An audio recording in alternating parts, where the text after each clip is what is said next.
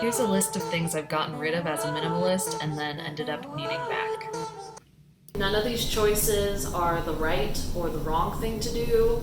It's just what's currently working for me. Number one is makeup. I didn't wear makeup for probably about a year, but now I'm on a lot of Zoom meetings and I just want to feel a little extra fancy, I guess. So I bought this $20 set of makeup at Ulta, and it came with so much, and I've just been playing with that a ton and having a lot of fun. Number two is perfume. I stopped wearing perfume because it didn't seem like a necessary item, and a lot of them have bad unknown chemicals in them.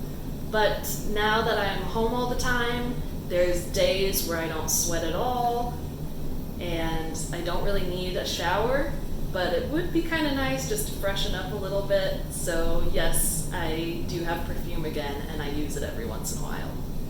I don't wear perfume out very often because a lot of people have sensitivities to fragrances, so I mostly just wear them at home. Number three is shampoo and conditioner. I couldn't do the whole no poo thing. It just didn't work for my hair type. Number four is un-eco-friendly cleaning products. Since the virus hit, I really want to desanitize the house as much as possible, and I just don't know how well those natural products do with that. Number five is antiperspirant. I've tried the crystal stick, I've done spray-on deodorant, and spray-on deodorant is okay, again, for those days that you're not sweating much or anything, but there's nothing quite like antiperspirant that can just keep you totally clean and dry feeling. So I do use it a lot, and I try to give my body a break from it because I hear that it can like clog your pores or something, but I can't break you, antiperspirant. Number six is nail polish. This was also an unnecessary chemical item that I just felt like people didn't need. But then I see videos of Billie Eilish and Dua Lipa like, and I had to have it. So I'm back to having nail polish. It gives me something to do in quarantine, which is fun.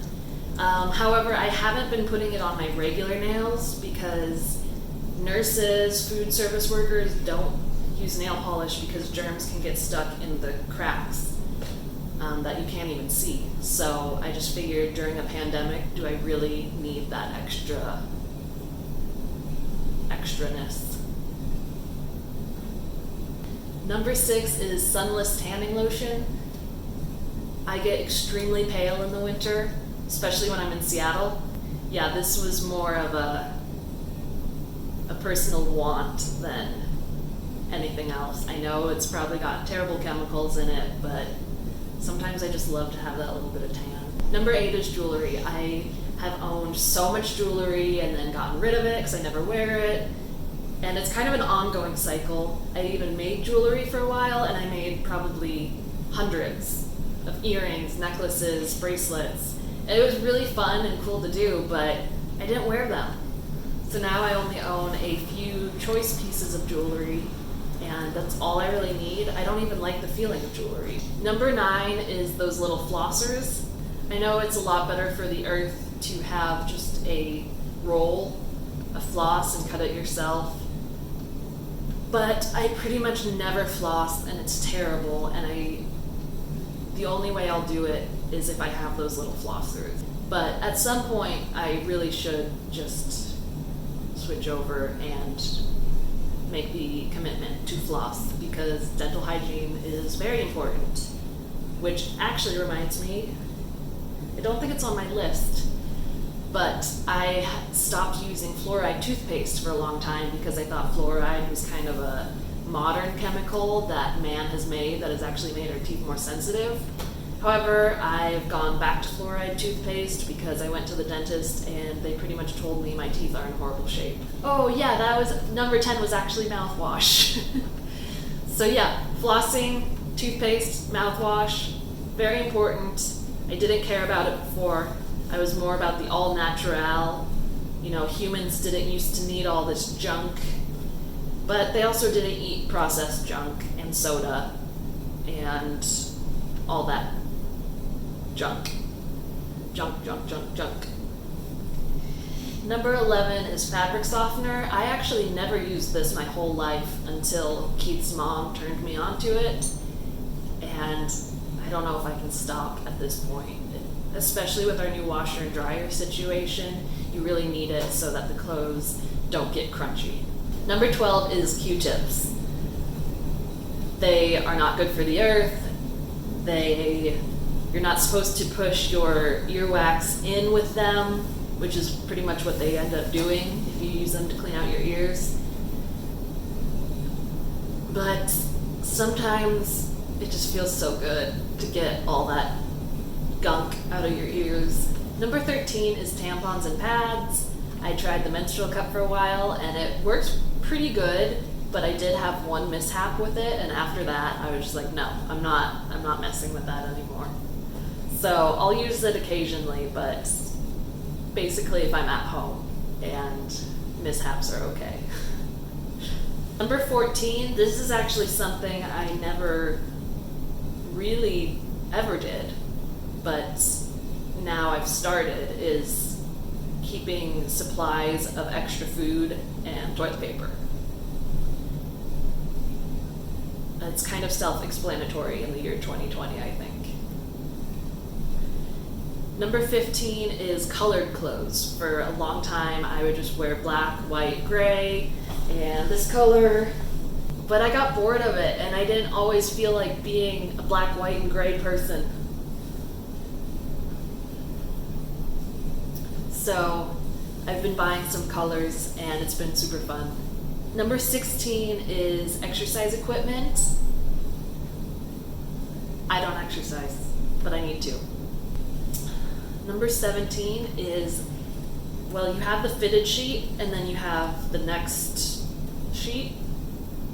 So I never use that next sheet because to me it was just an unnecessary extra layer, especially in the Arizona heat. But now that I live here and our washing machine would not fit a comforter or a duvet or anything, I think having that sheet to kind of block the top sheet, the top blanket, might be a really good idea because then I can just wash that sheet instead of the entire blanket.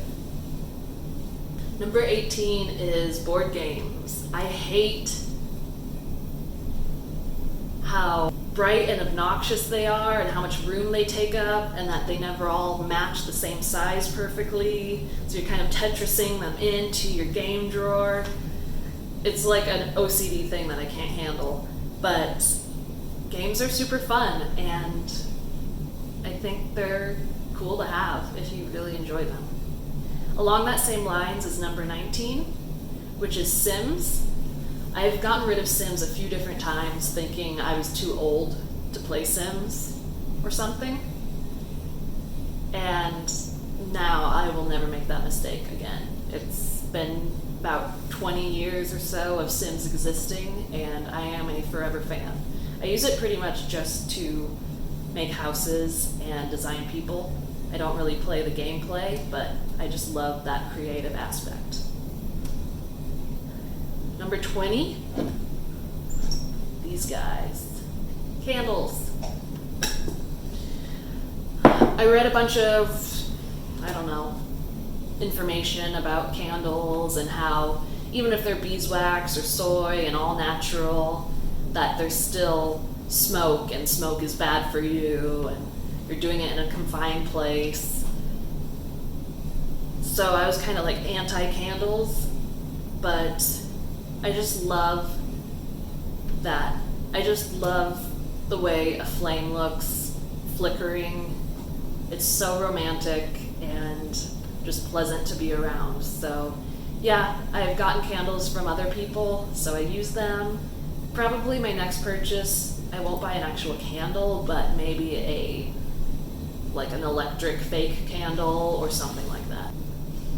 Number 21 is furniture.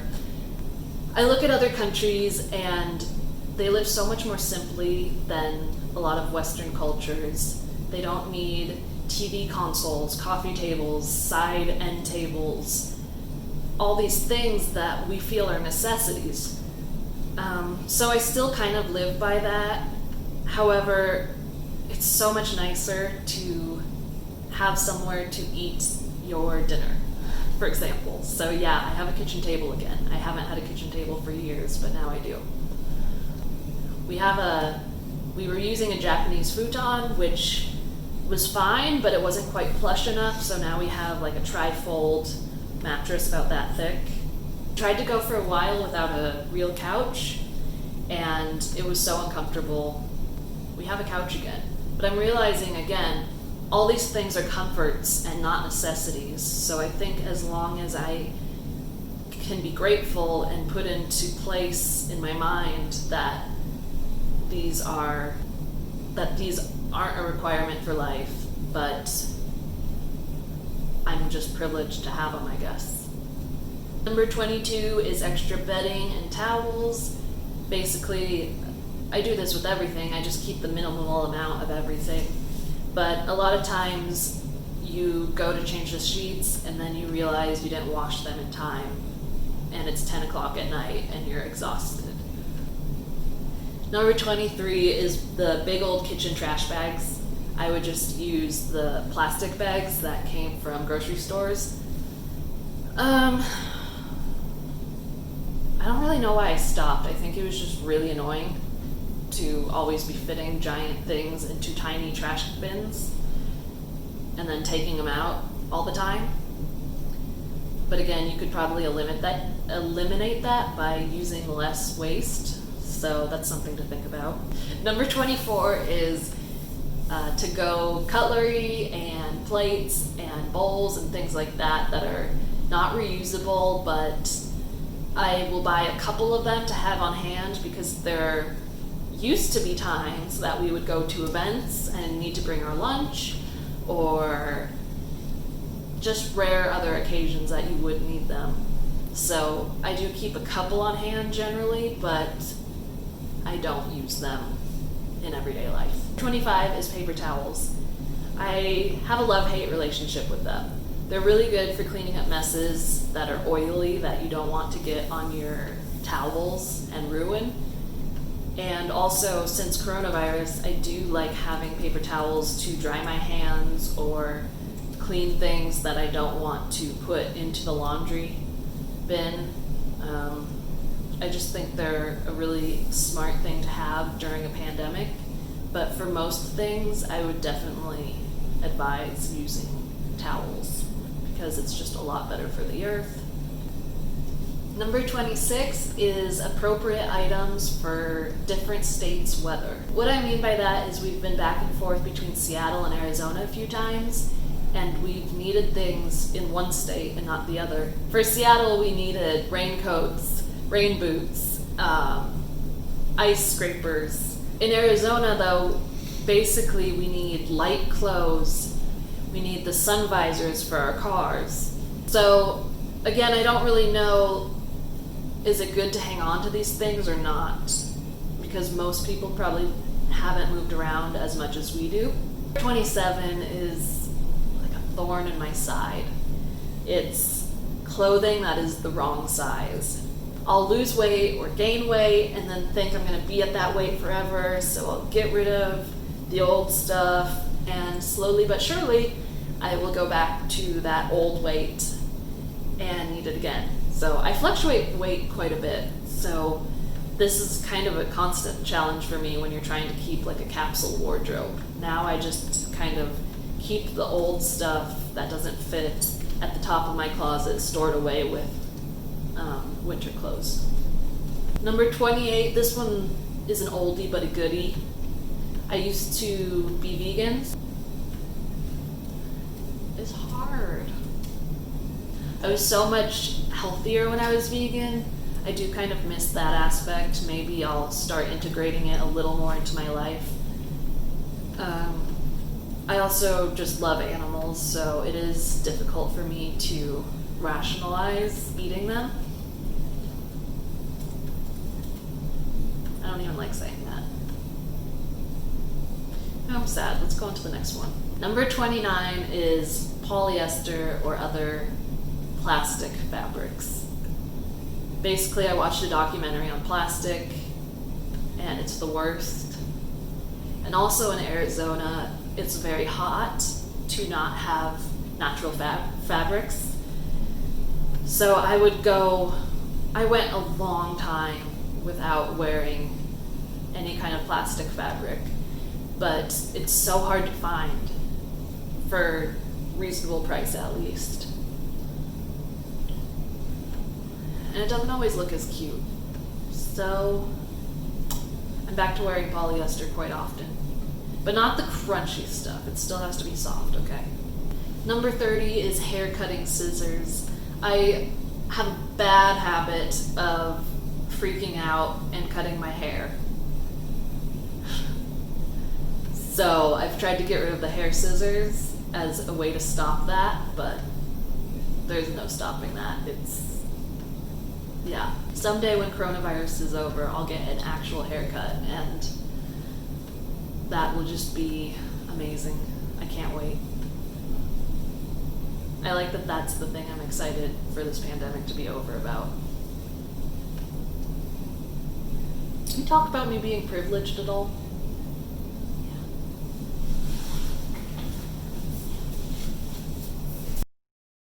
Thanks for watching. Here's my trashed room. Keith says I talk too slow on YouTube, so I'm going to speed it up a little bit. Next time. See you then.